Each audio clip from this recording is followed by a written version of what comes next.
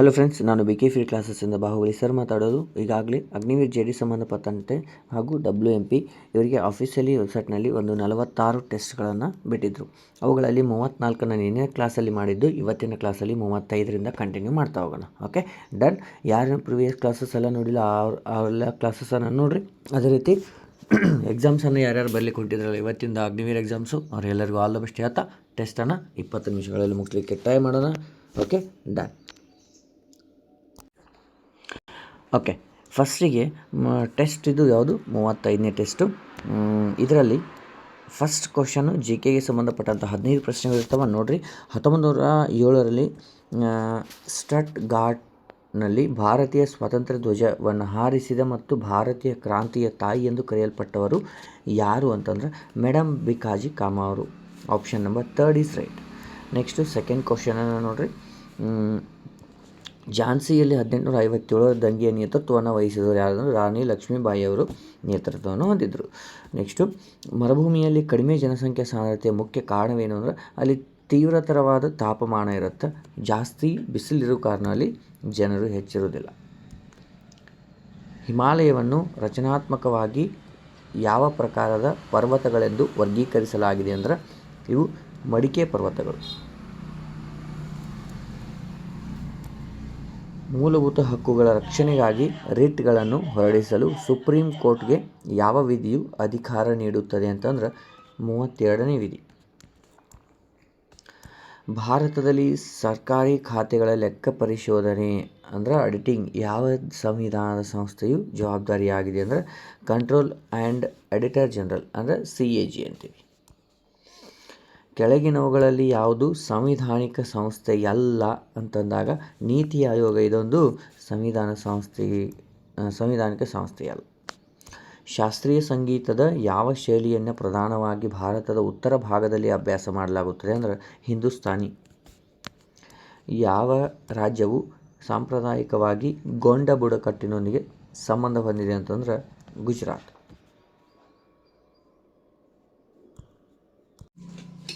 Okay, next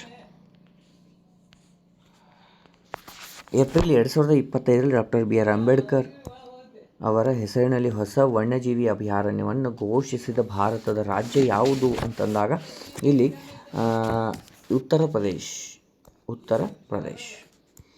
next 2025ರ mega ಗಾಲಾದಲ್ಲಿ ಭಾಗವಹಿಸಿದ ಮೊದಲ ಭಾರತೀಯ ಪುರುಷ ನಟ ಎಂಬ ಇತಿಹಾಸ ಯಾರಿಗಿದೆ? ಆಯುಷ್ಮಾನ್ ಖುರಾನ.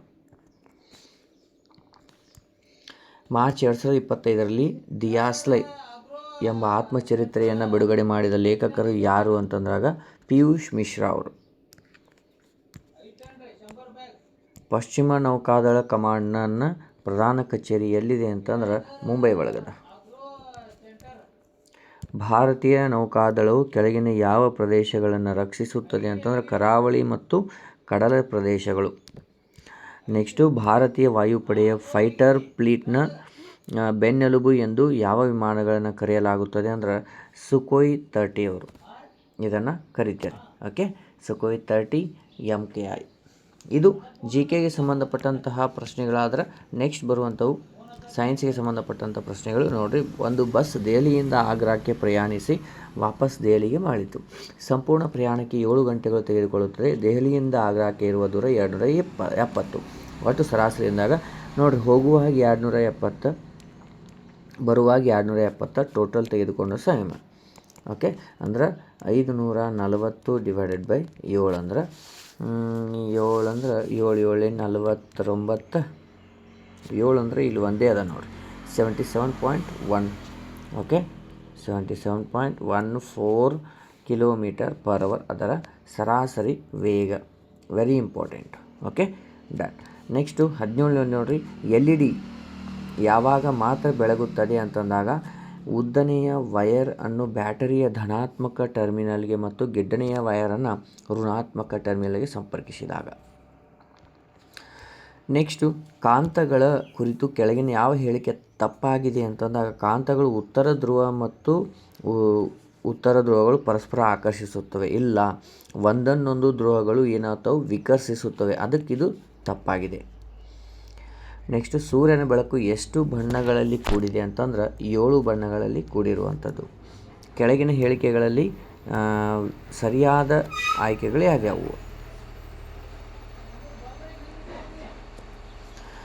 ಒಂದನೇದು ಏನದ, ವಾತಾವರಣದ ನೀರು ಜನರೇಟರ್ ಯಂತ್ರಗಳ ಕುಡಿಯುವ ನೀರನ್ನು ಉತ್ಪಾದಿಸಲು ಆರ್ದ್ರ ಗಾಳಿಯಿಂದ ನೀರನ್ನು ಸಂಗ್ರಹಿಸುತ್ತದೆ. ಕರೆಕ್ಟ್. ಗಾಳಿಯನ್ನು ತಂಪಾಗಿಸಲು ಮೂಲಕ ನೀರಿನ ಆವಿಗೆ ಘನೀಕರಿಸುವ ಮೂಲಕ ಇದನ್ನು ಮಾಡಲಾಗುತ್ತದೆ. ಅಂದರೆ 1, 2 ಸರಿಯಾಗಿವೆ. ನೆಕ್ಸ್ಟು 21ನೇದು, ಯಾವುದೇ ದ್ರಾವಣದ ಒಂದು ಹನಿಯನ್ನು ಕೆಂಪು ಲಿಟ್ಮಸ್ ಕಾಗದದ ಮೇಲೆ ಹಾಕಿದಾಗ ಅದರ ಬಣ್ಣವು ನೀಲಿ ಬಣ್ಣಕ್ಕೆ ಬದಲಾಗುತ್ತದೆ, ಏಕೆಂದರೆ ಅದು ಪ್ರತ್ಯಾಮ್ಲವಾಗಿದೆ. ಅದಕ್ಕೋಸ್ಕರ ಅದು ಚೇಂಜ್ ಆಗುತ್ತೆ ಪೇಪರ್.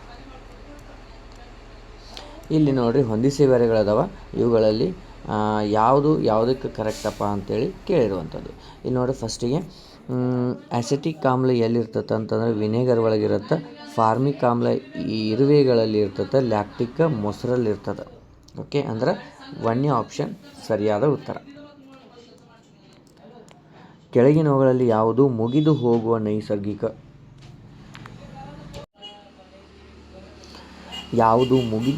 ನೈಸರ್ಗಿಕ ಸಂಪನ್ಮೂಲಗಳ ವರ್ಗಕ್ಕೆ ಬರುವುದಿಲ್ಲ ಅಂತಂದಾಗ ಇಲ್ಲಿ ಕೆಲವು ಮುಗಿದು ಹೋಗ್ತವೆ. ಯಾವುದು ಮುಗಿದು ಹೋಗುವುದಿಲ್ಲ ಅಂತಂದಾಗ ಇಲ್ಲಿ ಸೂರ್ಯನ ಬೆಳಕು ಮುಗಿದು ಹೋಗುವುದಿಲ್ಲ, ಅದು ಮುಗಿದು ಹೋಗದ ಸಂಪನ್ಮೂಲ. ಉಸಿರಾಟವು ಯಾವ ಪ್ರಕ್ರಿಯೆಗೆ ಒಂದು ಭಾಗವಾಗಿದೆ ಅಂತಂದ್ರೆ ಇದು ಉಸಿರಾಟವು ಶ್ವಾಸಕೋಶ ಪ್ರಕ್ರಿಯೆ ಅಂತೀನಿ. ಕೆಳಗಿನವುಗಳಲ್ಲಿ ಯಾವುದು ಜೀವಿಗಳ ಚಲನೆಗೆ ಉದಾಹರಣೆಯಾಗಿದೆ ಅಂತಂದ್ರೆ ನೀರಿನಲ್ಲಿ ಈಜುವ ಮೀನು, ಇದು ಜೀವಿಗಳ ಚಲನೆ ಅಂದರೆ ಚಲಿಸುವಂಥ ಜೀವಿ. 26ನೇದು, ಎಲೆಗಳ ಮೇಲ್ಮೈಯಲ್ಲಿರುವಂತಹ ಸಣ್ಣ ರಂಧ್ರಗಳ ಮೂಲಕ ಗಾಳಿಯಿಂದ ಕಾರ್ಬನ್ ಡೈಆಕ್ಸೈಡನ್ನು ತೆಗೆದುಕೊಳ್ಳಲಾಗುತ್ತದೆ. ಇವುಗಳನ್ನು ಪತ್ರರಂಧ್ರಗಳಂತೀವಿ.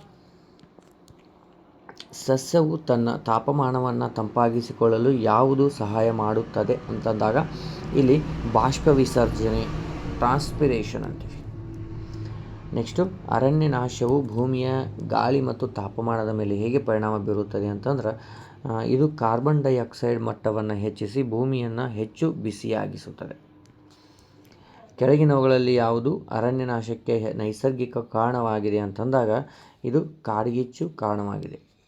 ಮಧುಮೇಹ ಇರುವವರಿಗೆ ಇನ್ಸುಲಿನ್ ಸಮಸ್ಯೆ ಏಕೆ ಇರುತ್ತದೆ ಅಂತಂದ್ರೆ ಅವರ ಮೆದೋಜೀರಕ ಗ್ರಂಥಿಯು ಸಾಕಷ್ಟು ಇನ್ಸುಲಿನ್ ಅನ್ನು ಉತ್ಪಾದಿಸುವುದಿಲ್ಲ, ಅದಕ್ಕೋಸ್ಕರ ಅವರಿಗೆ ಇನ್ಸುಲಿನ್ ಬರುತ್ತೆ. ಇದು ಸೈನ್ಸ್ಗೆ ಸಂಬಂಧಪಟ್ಟಂಥ ಪ್ರಶ್ನೆಗಳು. ಇನ್ನು ಬರುವಂಥವು ಮ್ಯಾಥ್ಸ್ಗೆ ಸಂಬಂಧಪಟ್ಟಂಥ ಪ್ರಶ್ನೆಗಳು ನೋಡಿರಿ. ಒಂದು ಚೀಲದಲ್ಲಿ ತಲಾ 10 ಗ್ರಾಮ್ 2 ಹಗುರವಾದ ಚೆಂಡುಗಳು ಮತ್ತು 20 ಗ್ರಾಮ್ ತೂಕದ ಒಂದು, ಅಂದರೆ ಟೋಟಲ್ ಎಷ್ಟದು? ಇವು 2 ಇದು 1, ಟೋಟಲ್ ಎಷ್ಟದು? 3. ಅಂದ್ರೆ ಅವುಗಳ ಸರಾಸರಿ ಎಷ್ಟು ಅಂದ್ರೆ ಅವ್ರೇನು ಕೇಳ್ಯಾರ 10 20ರ ಸರಾಸರಿ ಅಂದಾಗ ಡಿವೈಡೆಡ್ ಬೈ 3 ಮಾಡ್ತೀವಿ. ಟೋಟಲು 20 30 40 ಆಯಿತು. 40/3 ಅಂತಂದಾಗ 13.33 ಎಷ್ಟು? 13.33. ಇಲ್ಲಿ ನೋಡಿರಿ ನಿಖರವಾಗಿ ಅಂತಿಲ್ಲ, 13 ಗ್ರಾಮ್ಗೆ ಹತ್ತಿರದಲ್ಲಿದೆ. ಇದು ಸರಿಯಾದ ಉತ್ತರ, ಅಂದರೆ 13ಕ್ಕೆ ಸಮೀಪದ. ಡನ್. 2 ಮತ್ತು 4ರ ಸರಾಸರಿ 2 4 ಕೂಡಿಸಿದ್ರೆ 6 ಆಯಿತು. ಟೋಟಲ್ 2 ಅದಾವ. 6/2 ಅಂತಂದ್ರೆ 3 ಬಂತು. Option number 3 is right. ಇಲ್ಲಿ ನೋಡಿರಿ ವಾರ್ಷಿಕ ಬಡ್ಡಿ ದರ ಎಷ್ಟಿರಬೇಕು ಅಂತಂದ್ರೆ 6 ಕೇಳ್ಯಾರ. 6 ಒಟ್ಟು ಏನಪ್ಪ ಅಂತಂದ್ರೆ ಸರಳ ಬಡ್ಡಿ ಎಷ್ಟದ? 597 × 100 ಡಿವೈಡೆಡ್ ಬೈ 6 ವರ್ಷಗಳಿಗೆ ಅಸಲು ಎಷ್ಟದ? 1990. ಈ 0 ಹೋಯಿತು. 199 ಇದೆಷ್ಟರಲ್ಲೇ 3ರಲ್ಲೇ ಹೋಗುತ್ತಾ? 3 1 3 2 2 1 2 5 10. ಟೋಟಲ್ ಎಷ್ಟು? 5%. 5ರ ಬಡ್ಡಿ ದರದಲ್ಲಿ ಅಂದಾಗ 33 ಆಯಿತು. 34ನೇ ಕ್ವಶನ್ ನೋಡಿರಿ. 17 ಒಂದೇ ರೀತಿಯ ಚಿನ್ನದ ನಾಣ್ಯಗಳ ಒಟ್ಟು ತೂಕ 170 ಗ್ರಾಮ್. ಅಂತಹ ಪ್ರತಿಯೊಂದು ನಾಣ್ಯದ ತೂಕ ಅಂದ್ರೆ 170 ಡಿವೈಡೆಡ್ ಬೈ 17 ಅಂತಂದಾಗ 17 1 17 0 ಅಂದ್ರೆ 10 ಗ್ರಾಮ್ಗಳಷ್ಟು ಪ್ರತಿಯೊಂದರ ಒಂದು ವೇಟು ತೂಕ. 3 7 4ರ ಲಸ್ ಹಾಕಿದಾಗ 3 ಬೇರೆ ಬೇರೆ ಸಂಖ್ಯೆಗಳವ. 7 3 21 21 4 84. ಎಷ್ಟು? Option number 1 is right. Next ಪೂರ್ಣವರ್ಗ ಸಂಖ್ಯೆ ಯಾವುದು ಅಲ್ಲ ಅಂತಂದಾಗ ಇದು ಕೂಡ ಪೂರ್ಣವರ್ಗ ಸಂಖ್ಯೆ ಯಾವುದ್ರದ್ದು 21ರದ್ದು. ಇದು 7ರ ವರ್ಗ ಸಂಖ್ಯೆ, ಇದು 12ರ ವರ್ಗ ಸಂಖ್ಯೆ ಅಂದಾಗ ಈ 56 ಅನ್ನೋದು ಯಾವುದು ವರ್ಗ ಸಂಖ್ಯೆ ಅಲ್ಲ. 37ನೇ ನೋಡಿರಿ, ಒಂದು ತೋಟದ ಮರಗಳನ್ನು ಸಾಲುಗಳು ನೆಡಲಾಗಿದೆ. ಸಾಲುಗಳ ಸಂಖ್ಯೆ ಆ ಸಾಲಿನಲ್ಲಿ ನೆಟ್ಟಿರುವ ಮರಗಳ ಸಂಖ್ಯೆಗೆ ಸಮನಾಗಿದೆ. ಪ್ರತಿ ಸಾಲುಗಳು 12 ಇದ್ರೆ 12 ಸಮದ ಮರಕ್ಕೆ ಆ ಸಾಲಿಗೆ ಸಮ ಆದರೆ 12 × 12 ಅಂದರೆ ಎಷ್ಟು? 144 ಒಟ್ಟು ಮರಗಳ ಸಂಖ್ಯೆ. ನೆಕ್ಸ್ಟು 204ರ ಶೇಕಡ 25 ಅಂದರೆ ಎಷ್ಟು? ಡಿವೈಡೆಡ್ ಬೈ 100 ಮಾಡ್ತೀವಿ. 25 ಒಂದಲೇ 25, 4 4 ಒಂದಲೇ 4 5 20, 4 ಒಂದಲೇ ಅಂದರೆ 51 ಕಿಲೋಮೀಟರ್ಸ್. ನೆಕ್ಸ್ಟು ಬಿಭಾಷರ ಬಳಿ 89,300 ಇದೆ. ಮೊತ್ತದ 90ರಷ್ಟು ಖರ್ಚಾದ್ರೆ ಅವನ ಬಳಿ ಉಳಿದ ಅಂದರೆ 90% ಖರ್ಚಾದ್ರೆ ಉಳಿದಷ್ಟು 10% ಅಂದರೆ 89,300ರ 10% ಅಂದರೆ ಇಲ್ಲಿ ಪರ್ಸೆಂಟೇಜ್ ಅಂದರೆ ಡಿವೈಡ್ ಬೈ 100, ಈ 0 ಈ 0 ಈ 0 ಈ 0 ಅಂದರೆ 8,930. Option number first is right. Next 40ನೇದು, 600 ಮೀಟರ್ ಉದ್ದ 80 ಮೀಟರ್ ಅಗಲವಿರುವ ಅದುಗಳ ಅನುಪಾತ ಸಿಂಪ್ಲಿಫೈ ಮಾಡೋದು. 600ದ ಇದು 80 ಅದ, ಈ 0 ಈ 0 4 2ರಲ್ಲಿ 8, 4 1ಲೆ 4 5ರಲ್ಲಿ 20 ಅಂದರೆ 15:2. Option number first is right. ಇದು ಕೂಡ ಅನುಪಾತದ 930 ಗ್ರಾಮ್ ಅಂದರೆ ಗ್ರಾಮ್ ಒಳಗದ ಹಂಗೆ ಬರ್ಕೋರಿ. ನೆಕ್ಸ್ಟ್ 31 kg ಅದ. 31 kg ಅಂದರೆ ಗ್ರಾಮ್ ಅಂದರೆ 31,000. ಇದೊಂದು 0 ಇದೊಂದು 0, 31 ಒಂದಲೇ 31, 2 0, ಇಲ್ಲಿ 31 3ಲೇ ಅಂದರೆ 3:100 ಅನುಪಾತ. ಒಂದನೇ ಆಪ್ಷನ್ನು ಸರಿ. ನೆಕ್ಸ್ಟ್ 42ನೇದು ನೋಡಿರಿ, 9 ಪುರುಷರು ಒಟ್ಟು 2 ಗಂಟೆಗಳಲ್ಲಿ ಕೆಲಸ ಮುಗಿಸುತ್ತಾರೆ. ಅಂದರೆ ಟೋಟಲ್ ನೋಡಿರಿ 9 ಮಂದಿ 2 ಗಂಟೆಗಳಿಗೆ ಕೆಲಸ ಮಾಡಿದ್ರೆ ಟೋಟಲ್ ಎಷ್ಟಾಯ್ತು? 18 ಆಯ್ತು. ಅದು ಒಬ್ಬ ಪುರುಷ ಎಷ್ಟು ಗಂಟೆ ಒಳಗೆ ಮುಗಿಸ್ತಾನಂದ್ರೆ ಈ 18ನ ಒಬ್ಬ ಮುಗಿಸಿದ್ರೆ ಎಷ್ಟು? ಅವನಿಗೆ 18 ಗಂಟೆಗಳು ಬೇಕಾಗುತ್ತೆ. ಹೌದು ಇಲ್ಲ? ಒಬ್ಬ ಮುಗಿಸ್ತಾನ. ನೆಕ್ಸ್ಟು 43ನೇದು, ರೀನಾ ಒಂದು ಸಂಖ್ಯೆಯನ್ನು ಯೋಚಿಸುತ್ತಾಳೆ ಮತ್ತು ಅವಳು ಅದಕ್ಕೆ 7 ಸೇರಿಸಿದರೆ ಅವಳಿಗೆ ಒಟ್ಟು 15 ಸಿಗ್ತೈತೆ. ಹಾಗಾದ್ರೆ ಆ ಸಂಖ್ಯೆ ಯಾವುದು? x = 15 - 7 ಆಯಿತು. ಅಂದರೆ 15 7 ಎಷ್ಟು? 6. ಟೋಟಲ್ ಎಷ್ಟದ? 15 ಅದ. ಹಾಂ, ಟೋಟಲು ಅವಳು 14 ಅಂದರೆ 8 ಉಳಿತು. ಅಂದ್ರೆ ಆ ಎಕ್ಸನ ಬೆಲೆ ಎಷ್ಟು ಹೇಳ್ರಿ? 8. ಆಪ್ಷನ್ ನಂಬರ್ 3ನೇ ಸರಿ. ನೆಕ್ಸ್ಟು 2 ತ್ರಿಜ್ಯಗಳು ಮತ್ತು ಅವುಗಳ ನಡುವಿನ ಕಂಸದಿಂದ ಮಾಡಲ್ಪಟ್ಟಿರುವ ವೃತ್ತದ ಭಾಗವನ್ನು ಏನೆಂದು ಕರೆಯುತ್ತಾರೆ? ನೋಡಿ, 2 ತ್ರಿಜ್ಯಗಳು. ಓಕೆ, 2 ತ್ರಿಜ್ಯಗಳು ಹಾಗೂ ಓಕೆ ನೋಡಿರಿ, 2 ತ್ರಿಜ್ಯಗಳನ್ನು ಹೊಂದಿರುವಂಥದ್ದು. ನೋಡಿರಿ, 2 ತ್ರಿಜ್ಯಗಳಂದ್ರೆ ಇದೊಂದು ವೃತ್ತ. ನೋಡಿರಿ, ಒಂದು ವೃತ್ತವನ್ನು ತೆಗಿತೀನಿ ಫಸ್ಟಿಗೆ. ಹೌದಾ? ಇದೊಂದು ವೃತ್ತ. ಇಲ್ಲಿ ಪಾಯಿಂಟನ್ನು ನಾನು ಮಾರ್ಕ್ ಮಾಡ್ತೀನಿ. ಇಲ್ಲಿಂದ 2 ತ್ರಿಜ್ಯಗಳು, ಇಲ್ಲೊಂದು 2 ತ್ರಿಜ್ಯಗಳನ್ನು ಎಳಿತೀನಿ. ನಡುವಿನ ಕಂಸ ಅಂದರೆ ಇದು ಆರ್ಕ್ ಏನದಲ್ಲ, ಇದು. ಆಮೇಲೆ ವೃತ್ತದ ಭಾಗವನ್ನು, ಈ ಭಾಗವನ್ನು ಏನಂತ ಕರಿತೀರಿ ಅಂತ ಕೇಳ್ತಾರೆ. ಇದಕ್ಕೇನಂತೀರಿ? ಸೆಕ್ಟರ್ ಅಂತೀವಿ ಅಥವಾ ತ್ರಿಜ್ಯಾಂತರ ಖಂಡ ಅಂತೀವಿ. ಅಂದರೆ option number 4 is right. Okay. Next 45ನೇದು, ಯಾವುದು ಚತುರ್ಭುಜ ಅಲ್ಲ ಅಂತಂದಾಗ, ಚತುರ್ಭುಜ ಅಂತಂದ್ರೆ 4 ಬಾಹುಗಳಿರಬೇಕು. ಇಲ್ಲಿ ನೋಡಿರಿ, ಪಂಚಭುಜ ಆಕೃತಿ ಒಳಗೆ ಇಲ್ಲಿ ಏನಿರ್ತಾವೆ? 5 ಬಾಹುಗಳಿರ್ತಾವೆ. ಹೌದಾ? ಚೌಕ ಅಂತಂದ್ರೆ ಹಿಂಗಿರ್ತದೆ, ಆಯತನೂ ಹಿಂಗಿರ್ತದೆ 4 ಬಾಹುಗಳು. ಆಮೇಲೆ ವಜ್ರಾಕೃತಿ ರಾಂಬೋಸ್ ಅಂದ್ರೂ ಅದು ಕೂಡ ಹಿಂಗೆ ಇರ್ತದೆ. ಆದರೆ ಇದು ಪಂಚಭುಜ ಆಕೃತಿ ಅಂತಂದ್ರೆ 5 ಬಾಹುಗಳನ್ನು ಹೊಂದಿರುವಂಥದ್ದು. Okay, done. ಅಂದರೆ 4ನೇ ಆಪ್ಷನ್. ಇದು ಮ್ಯಾಥ್ಸ್ಗೆ ಸಂಬಂಧಪಟ್ಟಿದ್ದ ಕ್ವಶನ್ಗಳು. ಇನ್ನು ರೀಸನಿಂಗ್ ಸಂಬಂಧಪಟ್ಟಂತಹ 5 ಪ್ರಶ್ನೆಗಳದಾವೆ ನೋಡಿರಿ. ವರ್ಣಮಾಲೆಯಲ್ಲಿ ಈ ಪದವನ್ನು ಹಿಂಗಂತ ಬರ್ದಾರೆ, ಆಮೇಲೆ ಈ ಪದವನ್ನು ಹಿಂಗಂತ ಬರ್ದಾರೆ. ಇದನ್ನು ಹ್ಯಾಂಗೆ ಬರೀತೀರಿ ಅಂತಂದರೆ ಎಲ್ಲದಕ್ಕೂ +5 ಮಾಡ್ಯಾರ. ಸಿ ಆದಮೇಲೆ ಎಚ್ +5. ಅದೇ ರೀತಿ ಎಲ್ ಎಕ್ಸ್ ಎಲ್ಗೆ +5 ಮಾಡಿದ್ರೆ ಯಾವ ಅಕ್ಷರ ಬರುತ್ತೆ? ಕ್ಯೂ ಬರ್ತದೆ.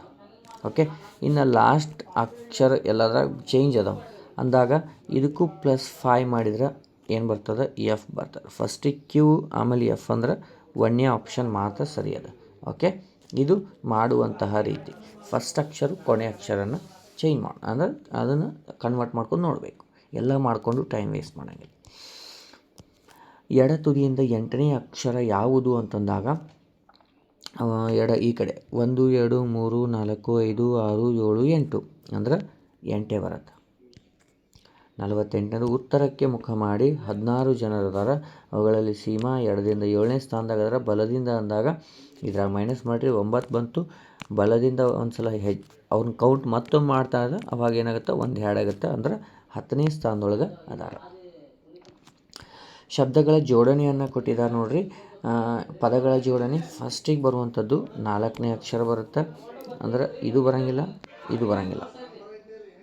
ಕೊನೆಯಲ್ಲಿರುವಂತಹ ಲಾಸ್ಟಿಗೆ ಯಾವ್ದು ಬರುತ್ತಪ್ಪ ಅಂತಂದ್ರೆ ಫಸ್ಟ್ ಒನ್ ಬರುತ್ತೆ. ಹೌದಾ, ಟಿ ಬರುತ್ತೆ ಅಂದ್ರೆ 1ನೇ ಆಪ್ಷನ್ ಸರಿಯಾದ ಉತ್ತರ. ನೋಡಿರಿ, ಈ ರೀತಿ ನಾವು ಮಾಡಬೇಕಾಗತ್ತೆ ಶಾರ್ಟ್ಕಟ್ಟಾಗಿ.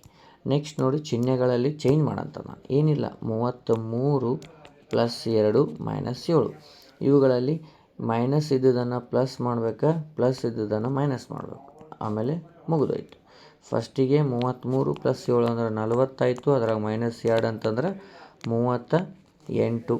Option number second is right. So ಈ ರೀತಿ ನಿಮ್ಗೆ ಏನಪ್ಪ ಅಂತಂದ್ರೆ 35 ಟೆಸ್ಟ್ಗಳನ್ನು ಮುಗಿಸಿದ್ದೀನಿ. ಅದೇ ರೀತಿ ಇವುಗಳು ಭಾಳಷ್ಟು ಇಂಪಾರ್ಟೆಂಟ್ ಆಗ್ತವೆ. ಎಕ್ಸಾಮ್ ನಿಮ್ಮದು ಇನ್ನೂ ನೆಕ್ಸ್ಟ್ ಶಿಫ್ಟ್ ಇರುವವರೆಗೂ ನೋಡ್ತಾ ಇರಿ. ಅದೇ ರೀತಿ ನೆಕ್ಸ್ಟ್ ಕ್ಲಾಸಲ್ಲಿ 36ನೇ ಟೆಸ್ಟು ಮತ್ತು 37ನೇ ಟೆಸ್ಟನ್ನು ಮಾಡಲಿಕ್ಕೆ ನಾನು ಟ್ರೈ ಮಾಡ್ತೀನಿ. ಓಕೆ, ಆದಷ್ಟು ಬೇಗ ಮತ್ತೆ ಮುಂದಿನ ಕ್ಲಾಸಲ್ಲಿ ಸಿಗ್ತೀನಿ. ಜೈ ಹಿಂದ್.